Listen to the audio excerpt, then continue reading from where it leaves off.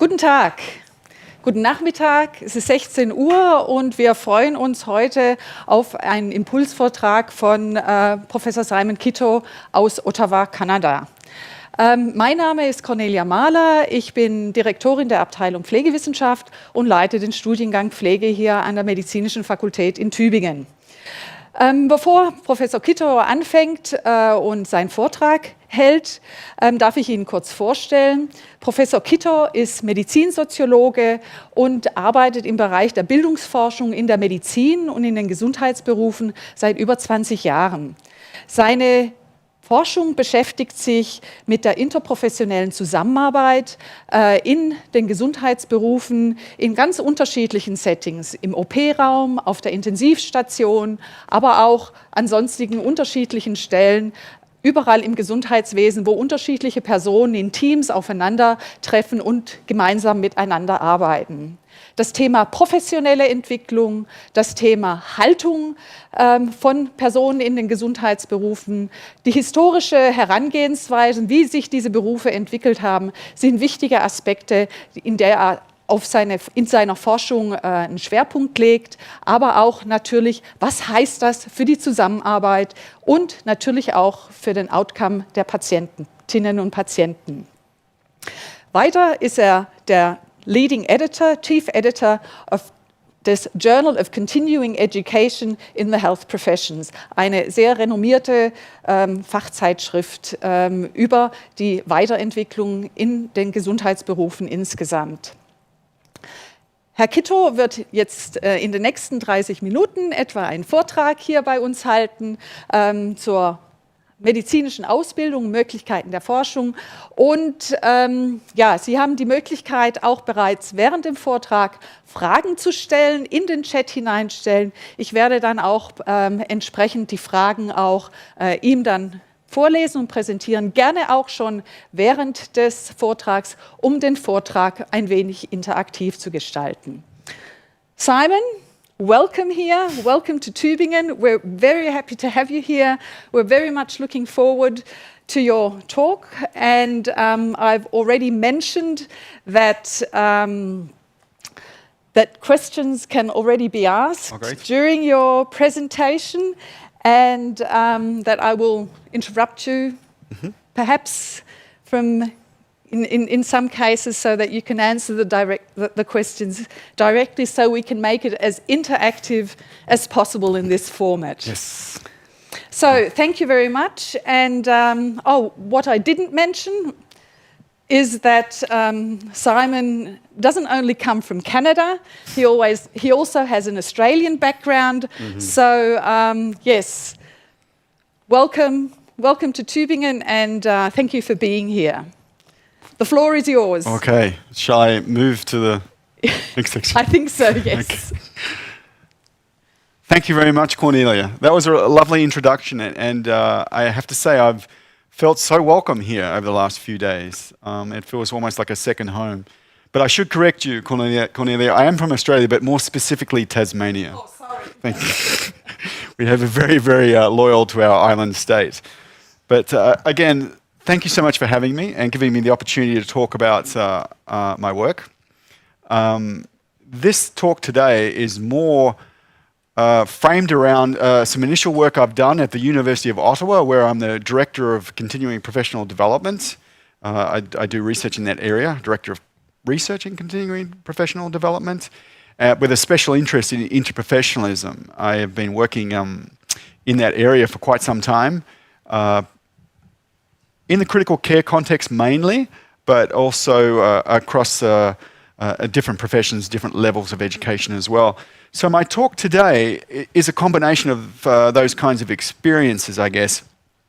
It concerns both interprofessional practice, but it also concerns interprofessional education in the faculties of medicine. So we're looking at the workplace and faculties of medicine and how we can think about intervening in these environments. And there are slightly different ways of thinking about that and slightly different trends in practice and in the literature pertaining to that.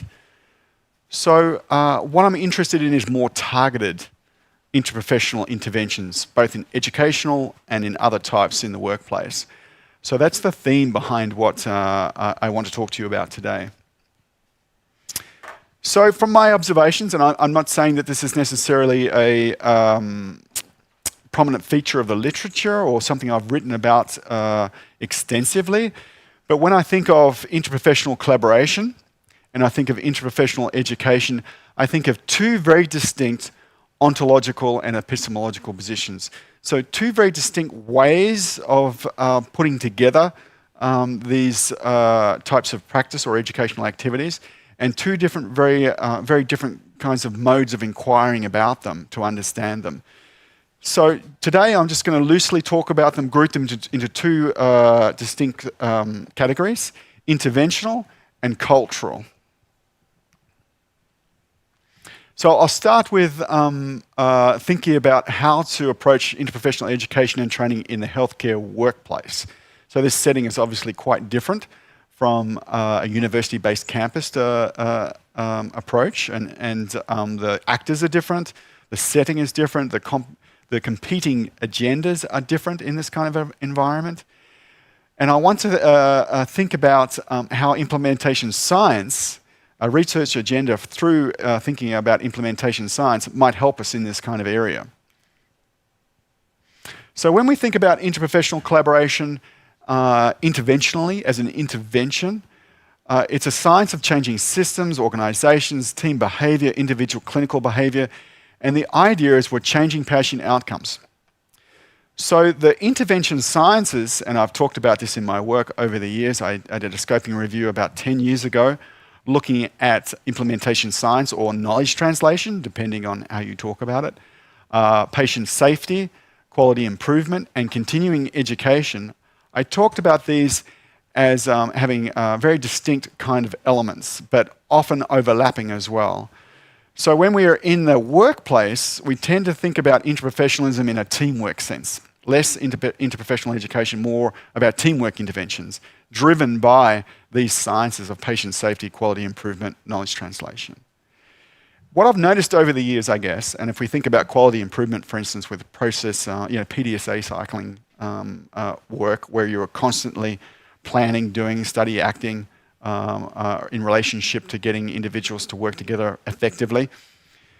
The emphasis tends to be on structural and process redesign. So changing organization and changing processes within organizations, with the assumption that that equals cultural change, a change in the value systems of the people you're working with, the belief systems that hold them to certain kinds of behaviors, and also the behaviors themselves, norms, collective behaviors amongst physicians, for instance, nurses, and so on, that get reproduced over time. So my argument, I guess, here is structure and process change is a starting point. It's necessary, but not sufficient for cultural change. Cultural change requires a specific kind of focus. So the starting point for thinking about interprofessional practice in the workplace. Well, the first thing is we tend to think about teamwork or interprofessional practice generically. We just want to get people to work in teams. We want them to be more effective. Some colleagues of mine a few years ago wrote a particularly relevant journal article for the Journal of Interprofessional Care, distinguishing between interprofessional types of practice in the workplace, and found 4 of them in the literature: teamwork, collaboration, coordination, and networking. And they emphasised in this paper the need to distinguish these if we're going to design effective interventions. What they all share, these types of interprofessional practice, elements, issues related to having a shared identity, clear roles, tasks, and goals, the interdependence of the members of a team, the integration of work, and shared responsibility. These are all shared principles within these different types of interprofessional practice, but they are emphasized differently. So when we look at interprofessional teamwork, they hold on to all of the core principles I just mentioned: shared team identity, clarity, interdependence, integration, and shared responsibility. And these attributes and characteristics are required because of the type of team tasks in a given setting.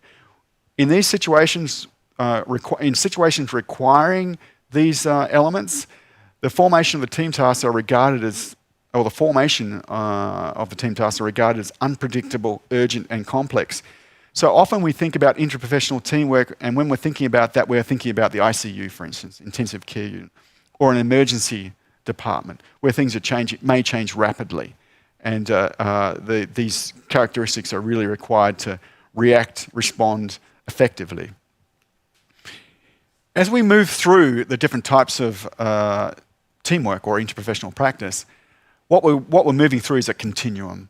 So the interprofessional collaboration is what is characterized as a looser form of interprofessional work.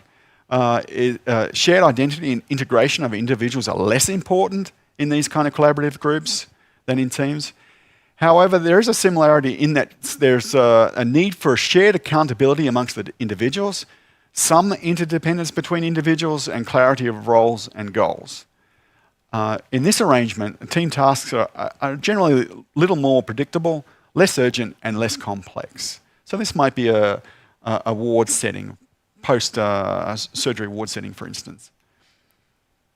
Coordination does have some sort of similarity to collaboration as well, in terms of shared identity. But integration and interdependence are less important. So the tasks are more predictable, less urgent, less complex than collaboration. And coordination is similar to being collaborative in that it does require some shared accountability between individuals and clarity of roles, tasks, and goals. And then we get down to the last type of teamwork, interprofessional networks. So this is where shared team identity, clarity of roles, interdependence, integration, and shared responsibility are less essential than coordination, less essential than all other forms of teamwork. So the tasks are very predictable, they're not complex, and they're not urgent. And also the networks themselves could be virtual in nature, they don't meet face-to-face necessarily, they can communicate in an asynchronous manner, using email, online video, audio conferencing, and so on. So you see this most often in primary care settings, where you might have a GP out in their office networking through the healthcare system with other professionals, administrators, managers, and so on, but not being in an intense co-located, co-present type of situation. So in addition to that complexity, when we're talking about interprofessional practice, we're also need to think about levels of intervention when we're doing interprofessional practice interventions themselves. So the IPE interventions are a classic definition: two or more professions learn interactively to improve collaboration and quality of care. But interprofessional practice interventions are activities or procedures incorporated into regular practice to improve collaboration and the quality of care. So that's a different location entirely. And interprofessional organisations, these are changes at the organisational level. So what are the conditions that are required to be able to enable interprofessional practice to happen? So this is including spacing, staffing, policy changes, all designed to provide the conditions, the contextual elements that are required to facilitate and enhance collaboration and the quality of care. And then even beyond that, we get into more system-related issues within healthcare systems and beyond as well. These are all influencing factors on the types of teamwork that you might need to consider creating. So when we think that now that we know that teamwork is not generic, and that different forms of teamwork are required in different parts of the healthcare system, the idea of a generic teamwork training kind of leaves us with a sense that we may not be as effective as what we could be if we were more precise about what is needed and what needs to be designed and how to evaluate it and so on in terms of an interprofessional practice intervention. So the first question is an obvious one. What type of teamwork capability are you trying to create? Are you in a teamwork situation in emergency and ICU? Is that where you are? Is that your context? So therefore you have a sense, if you know your context, you now have a concept of the teamwork you might need, and then from that can lead you to a repertoire of concepts, practices, resources, and so on to help you intervene in your workplace to create the kind of teamwork that you need to create. So the other issue is not just location, or sorry, just not capabilities, but who are you doing it for?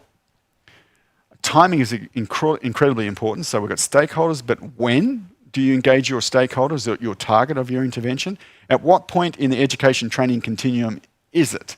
Are you trying to create interprofessional practice interventions for residency programs, but in the workplace? Or are you trying to create them for existing healthcare professionals who have finished their training and are working in their every kind of day jobs? And whereabouts is it? Where's your setting? Is it on campus or the workplace? Well, in this case, we're talking mainly about the workplace, but in closely affiliated universities and hospitals, the campus and the workplace can be integrated. So they can be partly on campus, partly in the workplace, the people that you're trying to intervene on. And there's cultures and different kinds of contextual elements shaping the way they behave in both of those places. So it's really important to know those influences. And getting to know those influences or being alerted to them, knowing your setting and being very precise about, specific about your setting is really, really important, your location. Simon, I have a question. Good. Simon, you were just talking about different times of when interprofessional education should take place. And there's a discussion going on here at the moment that interprofessional education shouldn't take place before an own professional identity is developed. Oh. This is something which might bring us a little bit away from what we've been talking about, but I think that's an important aspect which is always comes to the surface here. You just mentioned developing interprofessional teamwork to know where, whom and why. At what stage in education should interprofessional ideas, interprofessional teamwork, interprofessional collaboration, should that be introduced? Well, I would say at the beginning, at the very, very beginning. So for me, a lot of my work in continuing professional development, working in the workplace and doing interprofessional interventions in the workplace, the barrier that I'm facing around clinical behaviour change is that the individuals are so strongly socialised into their initial identity, too strongly socialised into it. So I don't see a difficulty with a dual process of socialisation going on, an interprofessional identity and your own individual professional identity. I have no concerns about the individual's professional identity in their professional situation being lost because it is so strongly socialised during the process. And as a medical sociologist, we have been looking at the medical socialisation process for about 100 years now. So I'm reasonably confident that it's not going to disappear overnight with interprofessionalism. What the issue is, I think, is good facilitation. So the individuals having a mentor, a coach that can help them with the socialization processes occurring simultaneously in different directions and how to navigate that. And so an individual with a dual identity, say as a physician and an interprofessional practitioner, is a powerful individual. But without facilitation, coaching, mentoring along the way through the beginning of their training towards the end of it in working in the workplace, if they've not got a feedback system, a coaching system on how to manage those identities, then I think it can be a problem. But in and of itself, I don't think it's an issue. I think it's something we should be trying to do. Thank you.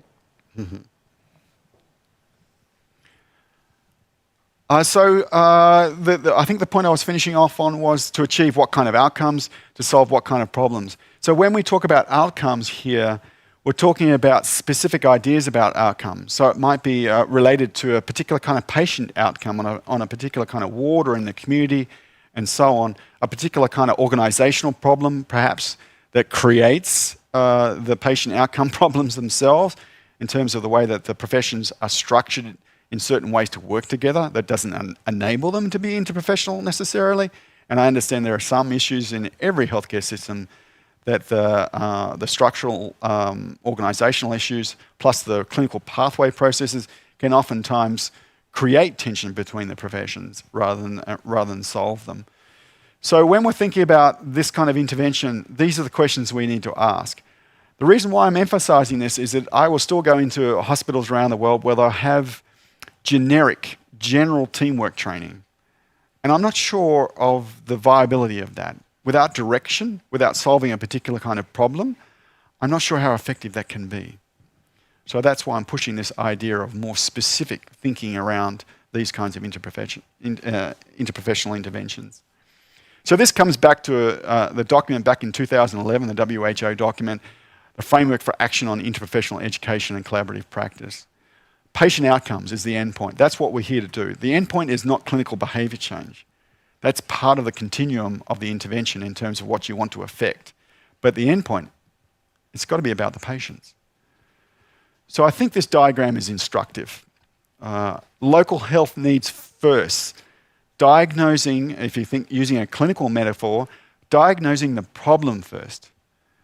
Understanding the complexity of the healthcare system. So extending that metaphor, we might think about an individual diagnosing a particular kind of ailment that they have, and then you look at them in terms of their comorbidities and their environmental issues that create even more problems for them. The first kind of, one of the first elements is the interprofessional education aspect, getting them ready to go into collaborative practice, hopefully strengthening the healthcare system, and again, improving the healthcare outcomes. And if you look around the green circle, local context, understanding your local context, how it shapes local health needs, shapes everything along that continuum. But that's a vision, a way of looking at health and education systems that the WHO gave us. It doesn't give us a way of operationalizing that. So what do I do with that when I look at all this complexity? So if we move to knowledge translation and think about it in terms of interprofessional practice, we need to knowledge translate interprofessionalism into the workplace. We need to have this kind of logic in the same way that we might use the knowledge to action cycle here, which has been around for a very long time, very well known, at least through the North American setting, and my understanding is that it's made its way into Europe and is drawn upon extensively. If we look at this gives us a framework, just like you would implement a guideline into your operating theatre or onto your ward. We need to think about interprofessional practice in the same way. So we identify the problem, identify, review, select the knowledge that we need to work on, adapt, we translate that knowledge to the local context, and we go around the cycle and look at the cycle in that way. So a local needs analysis, what problem are you trying to solve? So rather than we need to work better together, we need to communicate better together, we need more respect and so on, which are valuable and laudable value systems, goals to have. If we're thinking about patient outcomes, we need to be more precise. So we need to think more in this implementation science, knowledge translation kind of way of thinking. On top of that, that's not to say that value systems and culture is not important. So one of the things with interprofessional practice, when as a medical sociologist, I am not into the psychological aspects of individuals when they work together. That is for my social psychology colleagues whom I work with, and for others with that kind of individual-focused analytical approach. For me, when I'm talking to a nurse, a particular kind of nurse, an ICU nurse perhaps, or I'm talking to a particular kind of surgeon, orthopedics perhaps, I'm not talking to the individual, I'm talking to a representative of an epistemic culture, a way of thinking, a way of valuing certain kinds of knowledge and practices that drives their behaviours and has certain belief systems. So I need to understand that first before I can start asking them to work with others. I need to understand them, what they think and how they conceive of their own workplace, their own work in it, and the work of others, and where tensions might be and where things might overlap, to help find out what the barriers and facilitators are culturally between the professions within the organisation itself, and so on. Also, the history of the environment. The past does shape our present and our future. So understanding the history of the institution, the history of the presence of the professions within that institution, how they've worked together in the past is extremely important to understand how the situation has developed in the way it has, and giving clues about what might be unpacked, what might be deconstructed in order to reconstruct something. So we talk a lot in implementation science about implementing things. Well, in interprofessional research, we need to de-implement things first. We need to find out what kind of value systems some professions have, and even organizations, that hold them to certain viewpoints and certain kinds of behaviors that do not allow for effective interprofessional practice. What are those belief systems, and how can, in identifying them, we can then start to work with them and see how they might be altered through different kinds of techniques. On top of that, we have structural issues. So simply the way that the organization is structured in terms of the division of labor between different professions, between the different professions and administration, management, leadership, these all shape our collaborative or non-collaborative behavior and need to be understood. These are all data points. Epistemic culture, history, structure are data points to collect. They are not background narratives. They are not incidental, interesting, anecdotal issues. They directly influence the possibility of interprofessional practice and need to be treated as units of analysis. And then we have the situational issues, heterogeneity, complexity, multi-level faceted factors in each setting that we live in. So when I work in surgery, for instance, in a healthcare system, I'm looking at different surgical departments. My colleagues will talk about the surgical system. And to me, it doesn't look like a system. It looks like 7 different departments of surgery. And so therefore, I need to think about, if I'm going to do interprofessional interventions in the surgical system, I need to think of each department as a separate kind of context in and of itself, and I need to understand that before I design my intervention. So these are the more specific elements of the units of analysis in order to do a decent interprofessional collaboration needs analysis before you do your intervention. So we need to know what the professional cultures are. If it's an academic health sciences centre where the university is located with the hospital, we need to know what the institutional cultures are, the nature of that organisational structure, the inter-faculty, university, hospital, healthcare system. In other words, the broader structures, systems that your group sits in that you want to work with. Funding is extraordinarily important, and being entrepreneurial about how you find that money, because there's not a lot of money associated or tagged or put aside for interprofessional practice that needs to be found in different areas within the system. Leadership support. While I'm a sociologist and I work with groups, there is absolutely no doubt that leadership sets the tone for the culture and for what's possible. So leadership support is just essential in this kind of area. Faculty development within the hospital system, within the workplace, for instance, and facilitating relationships, extraordinarily important as well.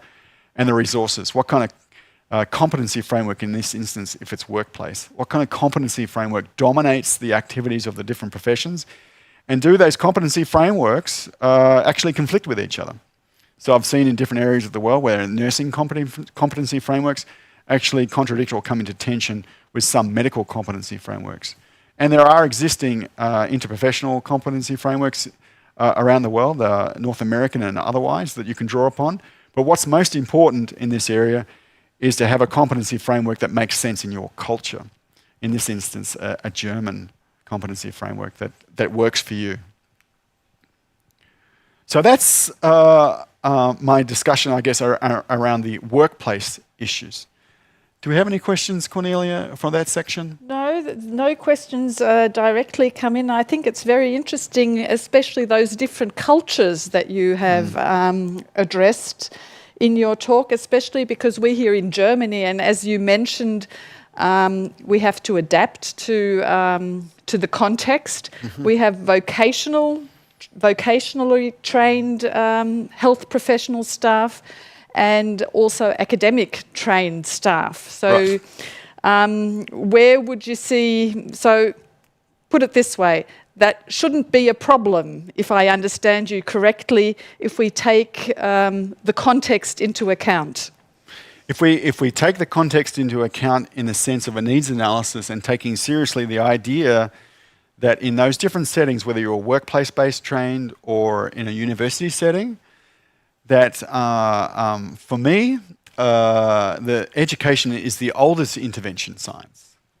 Okay. So when an individual is socialized into an academic environment within a group, they are exposed to value systems and behavioral norms in a group of people that are shared in that environment that may be driven differently from what the workplace is. So we think of university and we think of education and training. We might think of the hospital in terms of service and patients. So we're there to do service and we're there to treat patients. That's the priority. The academic environment might be education and training. So they're in tension. And we have written some work about that, particularly in surgery, the paradox of education and service in the hospital system and how they are complex, and also how there is a hierarchy between those two things. So on one side of the fence, they will talk about education being extraordinarily important in a given profession, in the workplace. But in practice, they might prioritize service, clinical treatment, which is right and proper, of course, because that's what hospitals are supposed to do.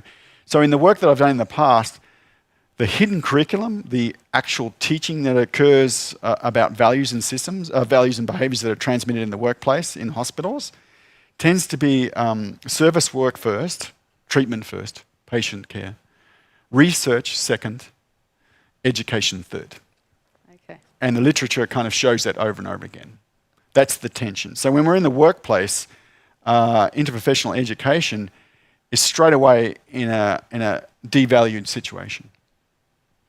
And not knowing what the potential issues are in terms of how severely it's devalued can make it very perilous to design an interprofessional intervention in the workplace in terms of the possibility of its success. So you might get the issue of social desirability. So I don't think there's any professional that would say we shouldn't work better together. We shouldn't have better interprofessional practice. I don't think anyone would say that. When it comes down to the actual practice of having to change your own clinical behavior in order to achieve that, then it becomes difficult and problematic. So I guess in my work I look at policy, but most importantly I look at practice. So you go to an organization and it might talk about interprofessional activity in the workplace and the importance of it and be patient-driven. And then through the various methodologies, watching behavior, doing interviews over time longitudinally. I've done this in the ICU and surgical departments. The actual practices may not reflect the policy. So a needs analysis in the very beginning is, I understand, especially from a research point of view, the most important thing.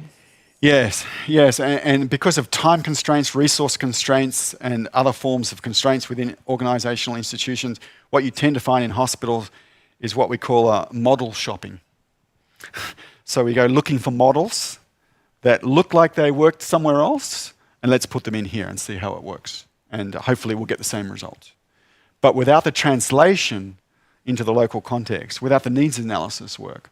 So I'm hoping most of our physicians, for instance, diagnose before they treat first. Hopefully. And so in the same way with interprofessional interventions, we need to diagnose before we treat. But the tendency, I think, is treatment first, diagnosis second. So I often talk about we do 20% of our time and effort on diagnosing the problem, 80% on the intervention. Very complex interventions with evaluation strategies, multiple data sources, multiple institutions and so on, and 20% of the needs analysis work is done. I think in reality, a successful intervention, you need to put 80% of your effort into the needs analysis. Truly understanding what the nature of the problem is, its characteristics, its local form, and so on. Then being able to go and take potentially useful tools from elsewhere and then translate them, modify them. So in knowledge translation from this perspective, or implementation science from this perspective, there is no transportation without translation. It needs to change. I need a drink. I might take a drink myself. So the next section, I'll move to the Faculty of Medicine and Education environment.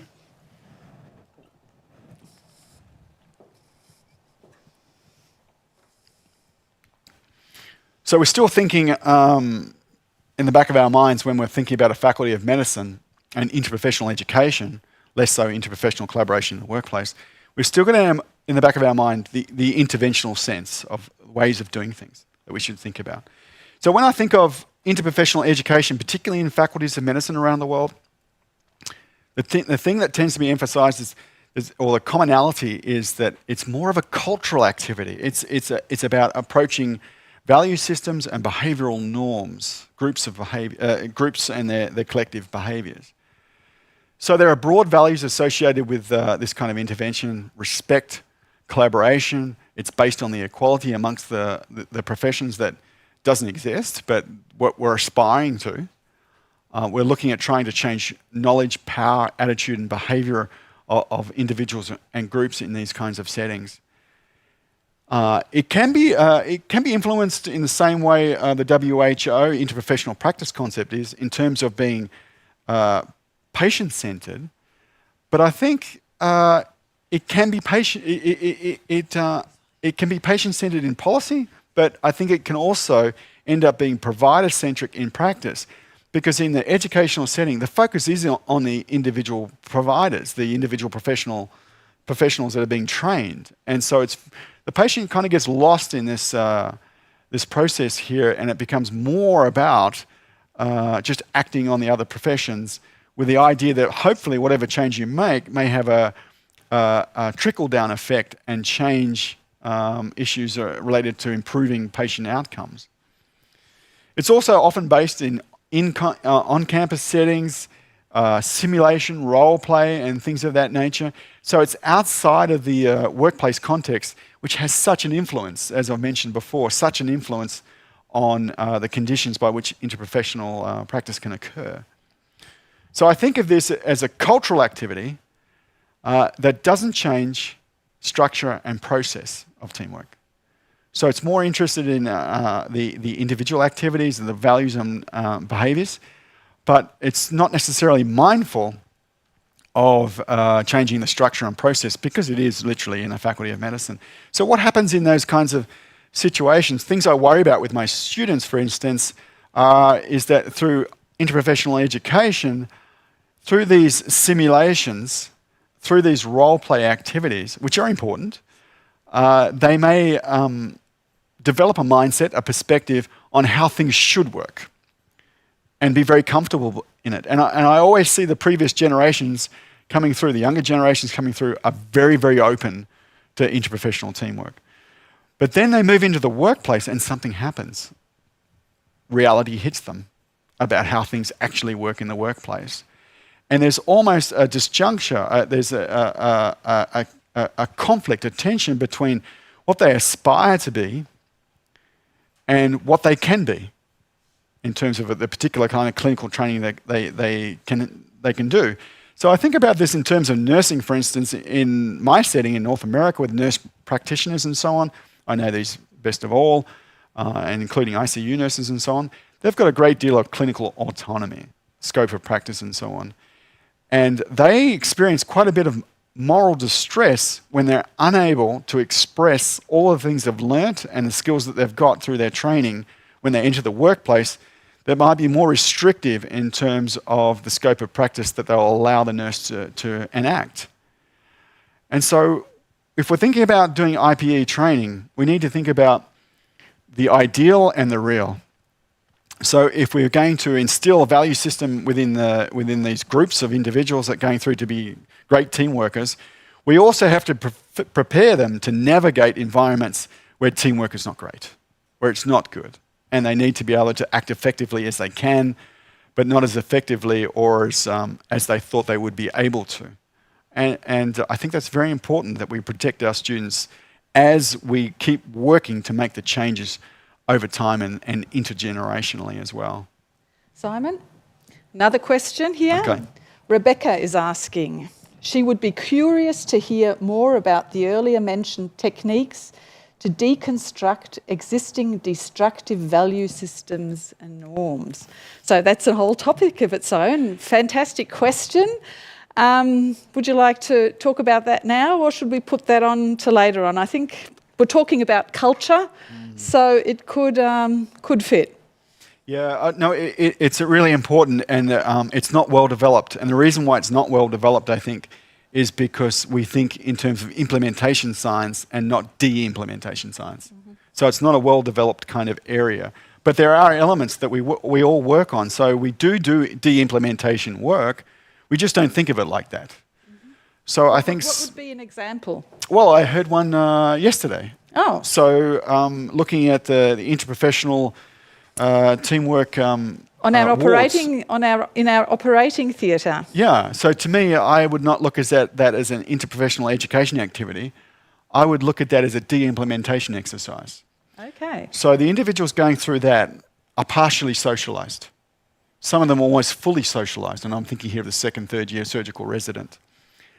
So as they're going through that process, the operating room teamwork intervention, the briefing, the moment of working together, and then the debriefing afterwards facilitated, that is disrupting the development of overly strong professional socialisation processes. It's making them aware that there are other professions with other skill sets, with other perspectives, with other ideas about what the objective is in the exercise that you're doing within the operating room that coexist alongside of theirs. And so it gets them to be decoupled, to sort of take a step back from their own belief systems and their own behaviours, put them aside for a moment, and take on the perspective of others, and start to think, well, has the value system that that I hold on to, the belief about way things should be done, are the behaviours that I'm exhibiting, are they most effective for not interprofessional teamwork, but for the patient outcome? If I did it this way and thought, okay, I'll stop role modelling perhaps a particular kind of surgeon that they might be fond of, very charismatic, very confident, and so on, but maybe not the greatest active listener to other people in the environment. Maybe I can be confident, I can be a nice person and charismatic too, but maybe I can listen a little more and try and incorporate the other perspectives because I want to ensure the patient outcome is the right one. And perhaps I'm not able to see all elements of what's going on in the operating room and what's happening to the patient, where there are others that are situated from a different clinical perspective, a different physical location, who may have insights into what might be a problem in terms of the way that the team's operating and the patient is doing during that operation.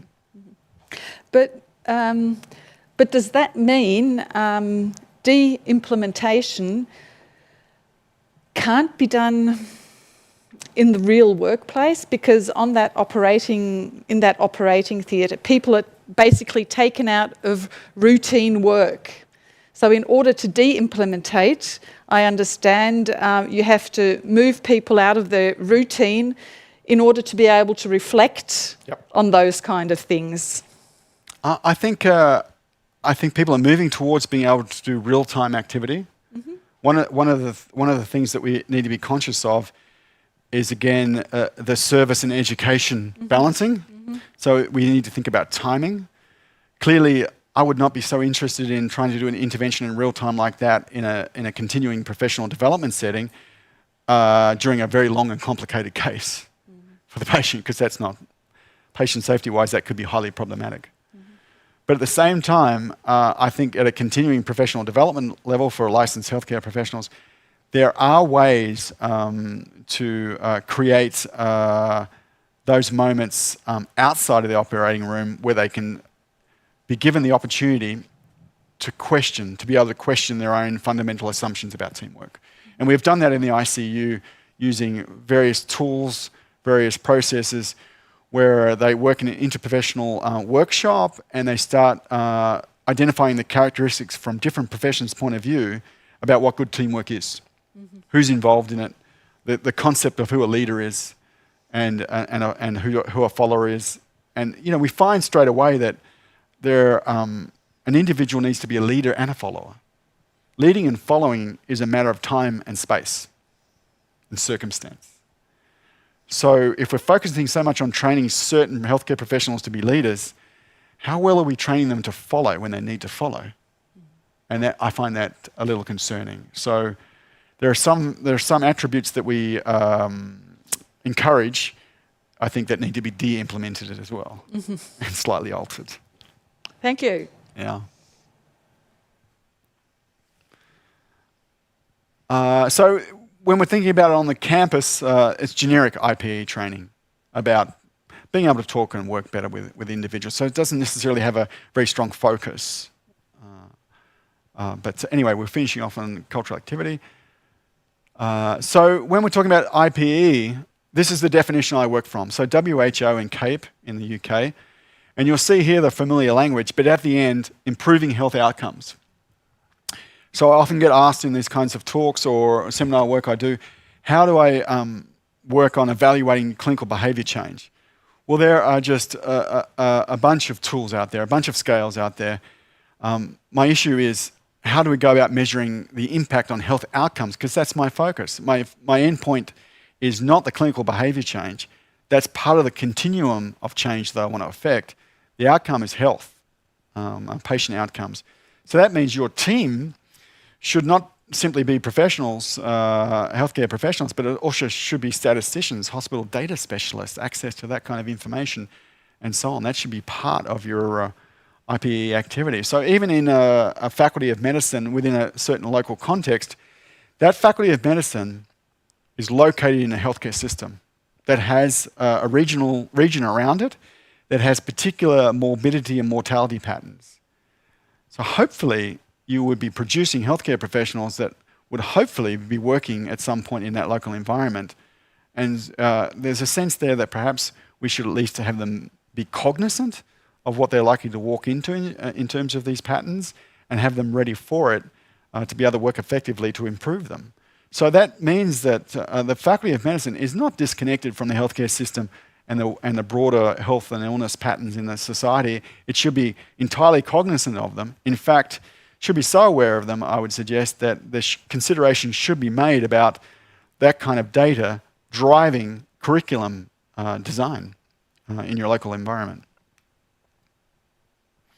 So the questions become the same, whether you're in the workplace or you're in your Faculty of Medicine. So what kind of teamwork capability you're trying to create? Is it networking? Is it coordination, collaboration in your activities? Who are you doing it for? Or who are you targeting? When are you doing it? Where should you do it? And to achieve what kind of outcomes to solve what kind of problem?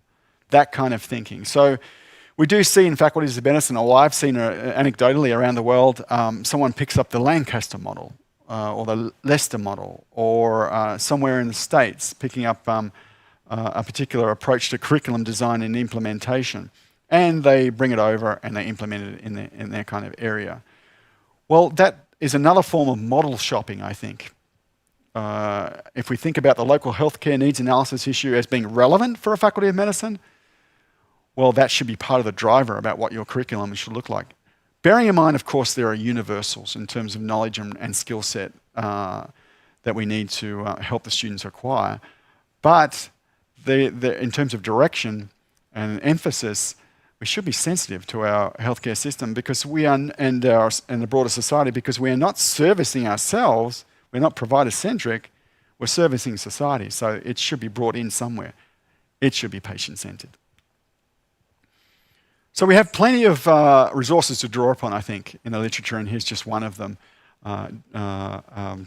led by a colleague of mine who passed, Scott Reeves, fantastic scholar in this kind of area. And like any good medical or healthcare-oriented guide, it's a checklist. And we all love checklists, don't we? And they have their uses in certain contexts and not in others. But anyway, we put together a context to give you a sense of what you should be doing, and then some guidance on how to think, look, act associated with the different stages within planning for an IPE evaluation. Because at the end of the day, again, it's not simply the implementation of the activity. We need to evaluate it. We need to get a sense of, is it achieving what we're doing? And unfortunately, the evaluation and the research angle of a lot of interventions tends to come after the intervention. It needs to be co-created alongside of the intervention and implemented. So again, as I mentioned, mindful of the system, local context, local health needs, healthcare system, assumption that it's fragmented and not well coordinated. Interprofessional education can help individuals, for instance, going across different parts of the healthcare system be collaboration ready to engage in collaborative practice by having a mindset and a skill set that helps them do that. No doubt, hopefully leading to the optimization of the healthcare services and again, about outcomes. So one of my favorite ways of thinking or the approach around this is that in one way or another, each element I've been talking about in this presentation involves context. Context, the workplace, context of the Faculty of Medicine, educational settings, different value systems within each, structures, processes that shape the possibility of interprofessional practice. So when we're looking at an IPE program, we tend to work off the pre and post test survey. We do a survey to see what the attitudes, knowledge level is like, perceptions, and then do the intervention afterwards, re-implement the survey again. So what that doesn't do is it doesn't move beyond individual. It doesn't move to organizational levels, doesn't move to the community, it doesn't move to the patient outcomes. It doesn't give me insight into the conditions by which the intervention was created and how it may have affected this perception change, attitude change, or knowledge acquisition change. So real estate evaluations are messy, I will admit that, because life is messy. Practice is messy. So the basic questions are, we are looking for a very practical question. What works for whom, in what circumstances, in what respects, to what extent, and why does it work? So we tend to focus in on mechanisms and outcomes in interprofessional interventions within the Faculty of Medicine, the way that we incorporate them into curriculum and then into the workplace activities we might do earlier in the stage of the educational experience of healthcare professionals. But the context provides the possibility for the mechanisms to work, the way that they appear, the way that they operate within your environment, which again affects the outcomes. And so context, again, is just so important. And it's particularly relevant for workplace-based IPE, IPC training early in the career of individuals. So while I am very, very supportive of quasi-experimental case study designs, randomized control trial interventions on interprofessional practice and so on, I'm cognizant that there are context issues around those and that they will give you a sense of the evidence base around the effectiveness of an intervention, but they won't give you complete insight into all the contextual factors that made the intervention successful or not, which may be essential in any given case of an intervention. So the last thing, I guess, the message I would leave you with is if we think about interprofessional collaboration as an interventional science in the workplace and IPE approaches as cultural, generally speaking, campus-based, interventional approaches lacking cultural sensitivity in terms of incorporating that as part of their analysis, while IPE approaches tend to ignore structure and process issues and focus in on mechanisms, interactional issues between individuals, such as issues around communication and so on in a general sense. And that interventional approaches are really focused in on outcomes, patient outcomes, what we're all here to impact on in a positive kind of way. And a tendency, and I'm not saying it's all the case, because in policy, IPE is not provider-centric, but the tendency in terms of where it's located and the emphasis of work, it can look provider-centric a little bit. And that's just always something I'm really, really cautious of. So I think what we need is a rapprochement between the two. We need more interventional thinking within the Faculty of Medicine settings for educational interventions, and we need more cultural, not just sensitivity, but acknowledgement of cultural issues and the appropriate units of analysis that we need to incorporate in our interventions when we're in the workplace. So I think both approaches in and of themselves are necessary, but they're not sufficient to enact a change in interprofessional practice. I'll stop there. Thank you very much. Well, thank you very much, Simon.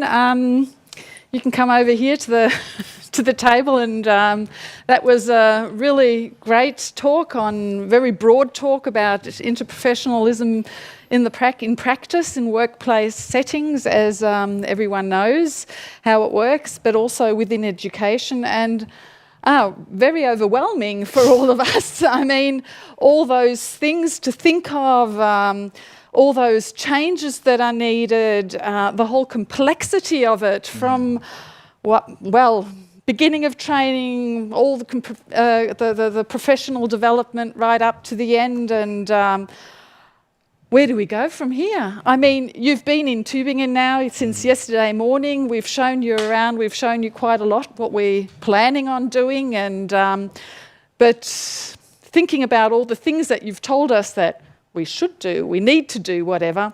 What would you recommend how we move on? Well, the sense that I get is the stage that you're at. You're in a great position because it's very early stages in some areas, and so you've got the luxury of being able to avoid the mistakes that have been made elsewhere in the world, and learn from others and not repeat them. So what I saw, I guess, were great examples of de-implementation interprofessional activity, like the operating room activity that we saw yesterday, which was just absolutely wonderful. I see moments in the community health area of interprofessional practice in the workplace, in the healthcare system. And what I see, I guess I would characterize it as in the tactical stage.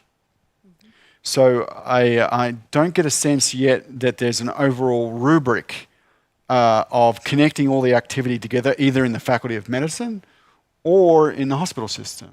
That there are moments of terrific work, innovative work, that I would sort of characterize, I guess, as project-based and tactical and not programmatic and strategic. So I think the thing would be to keep moving. Don't stop that from happening. I mean, I would not encourage people to say, well, we better not keep moving forward doing what we're doing because we are not coordinated. I'm not saying that at all. I think people need to move forward, but there needs to be greater communication between all of these institutional settings and these professional settings as well. So my understanding is that nursing, medicine, midwifery are all in the Faculty of Medicine right now. So you've got an excellent opportunity to work on the informal networks and support those so that they flourish, so that there's more communication amongst the different professions, communicating with each other about the initiatives that they're engaging in and supporting each other at that kind of level, and take that support into the healthcare system as well. And through that kind of process over time, interactive process, I think then you can get to a stage where you can start to develop a strategic vision for interprofessional education in the Faculty of Medicine, and a strategic vision that is complementary of interprofessional practice in this healthcare system, the hospital itself, and in community settings as well. So where we see the diminishment of interprofessional education, for instance, is the cluster of literature in that area tends to be at the undergraduate kind of level, or the vocational training early in the careers of healthcare professionals. We see it diminish in postgraduate or residency training, and then it almost disappears in the continuing professional development regime. So what you've got is an opportunity, because of the structure of your faculty and the location of where you are in relationship to the hospital systems and other healthcare system, community health. I went and saw a fantastic talk yesterday on general practice in interprofessional interventions. You've got a great opportunity to bring the professions together in the educational setting and have them take out their informal networks, their cooperative relationships they can create there. Not only take them into the healthcare system, but for those who are in the healthcare system and in the Faculty of Medicine, they can almost immediately start to do that through an intervention. So I think the faculty's got tremendous potential in terms of interprofessional practice. Yes, I think it's great that we have various health professions here on the campus, and the opportunity to learn with and from another, from it. And in sense of the CAPE and the WHO definition, of course, I mean, everybody says, can we do this out of our pocket, or what do you think? I mean, that's also always an option. Okay, putting nursing students and medicine students into one room, and we can save money by basically training them together. But I understand that's not the idea. So luckily I fly out from Germany, I think, on Saturday, so I can probably say something about governmental support without any sort of sanction. So if the German government was truly interested in interprofessional practice, and I'm sure it is, no, for the first point is no, it shouldn't be paid for out of pocket by the professions. That is a hidden curriculum response. That is saying it's not that valued. Because these individuals are already stressed themselves in terms of cost issues and covering their activities and so on. So it is not a matter of double dipping into professionals' pockets to find funding and resources to carry out this activity. This is a governmental problem, and therefore it needs governmental support and sequestered governmental funding for this activity. If that occurs or is occurring, then that would show that there is not an hidden curriculum going on in the healthcare system here. There is a formal curriculum of support for effective teamwork that leads to improving outcomes for patients and organisations. And of course, all of the positive other effects like lowering burnout amongst professionals, keeping them in the workforce, attracting them to come to the workforce and stay in the workforce. Because we know that interprofessional teamwork has a prophylactic effect for burnout. We know that it helps with resilience. We know that it helps with sense of well-being. So yes, in terms of funding, I think that's a governmental issue. Yes, okay, there's one more question out of the chat, or question and statement. You've nearly already answered it, but I'll still read it to you. It's from Andre from Ulm. Inspiring talk, thank you so much. In Germany, we are beginning to implement IPE in undergraduate training. If focus should be on patient outcomes, should IPE not play a bigger role in postgraduate training, workplace-based setting? Well, I mean, I think you've mentioned, you just more or less answered that question before, saying that it really does need to go along the whole continuum, not only in undergraduate training, but also postgraduate training formally, that is in academic programs probably, but also within the workplace setting it should play a larger role. I think so.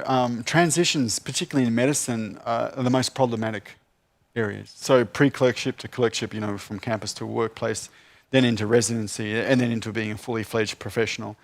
And in my setting, I know that going into PGY1, the first year, the internship year, that's probably not the best time to be flooding the students with, the medical students with interprofessional ideas when they're trying to survive. I should be facilitating their involvement in activity, but not sort of throwing a lot of content at them and so on. So it's actually more of a faculty development process where you look after the clinical instructors and train them to be able to facilitate a different point of view and so on. But the issue with residency programs is that's where the diminishment starts immediately from the interprofessional education work that's done in the undergraduate setting. That's where it starts to diminish and you see the roll off, because the students are, particularly in medicine and in nursing, they are, and in the workplace, they're focused in on clinical skill acquisition and surviving and navigating the workplace. So the issue becomes, how do we, in medicine in particular, how do we facilitate IPE still being pushed in that environment, so we have that longitudinal training in interprofessionalism right through the educational continuum?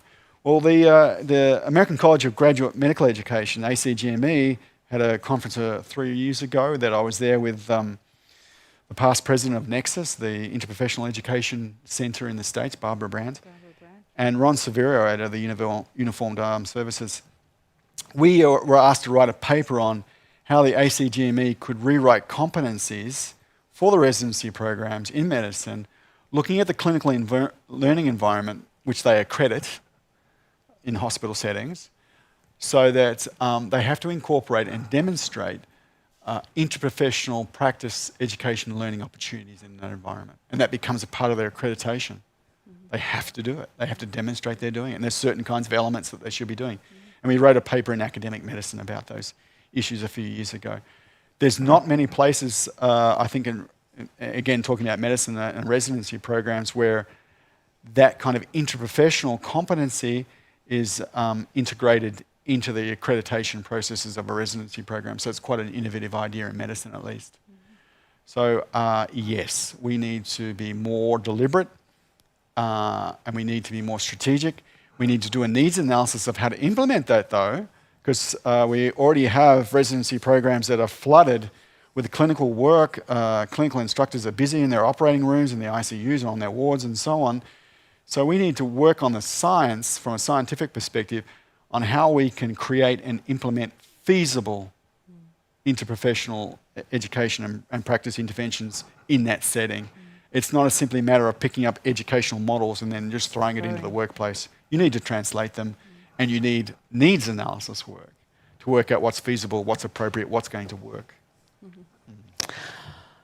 Okay, Simon, I think we're coming to an end. Well, like to sum up, there are 2 to 3 words that really hit me that we need to remember. Needs analysis, number 1. Facilitation, number 2. And contextual issues. They're, 3 main issues which I've kind of picked up, and I think that are important when we're implementing interprofessional activities at our medical faculty here. And if I understand you correctly, you think we're on the right way to move on and to just go on with the things that we're doing, and it would be great if we could kind of put them into a larger picture. Well, the elements are there that I saw, and just really amazing moments of innovation. And because of the early stage of development, the possibilities are really quite powerful. And so if you can avoid the problems that I've seen elsewhere, where there are pockets of activity and individuals get lost into the projects they're doing, and if some way the leadership can help lift these individual leaders on their projects up so that they can be interacting with each other and informing each other and moving towards a broader strategy for both the medical faculty and for the healthcare system locally. I think that would be wonderful. Well, thank you very much for being here. It's been an honor and a pleasure to have you here. And and to have your insights, and it'd be great to stay in contact in what way ever, and we might have you here again another time. Who knows? Okay. I really enjoyed myself. I felt very welcome, so thank you. Thank you very much, Simon. Ja, meine liebe Zuhörende aus der Fakultät und von überall herzlichen Dank fürs Dabeisein heute. Ich hoffe, es waren ein paar interessante Aspekte, ein paar neue Aspekte, für einige Personen vielleicht ganz neue Aspekte.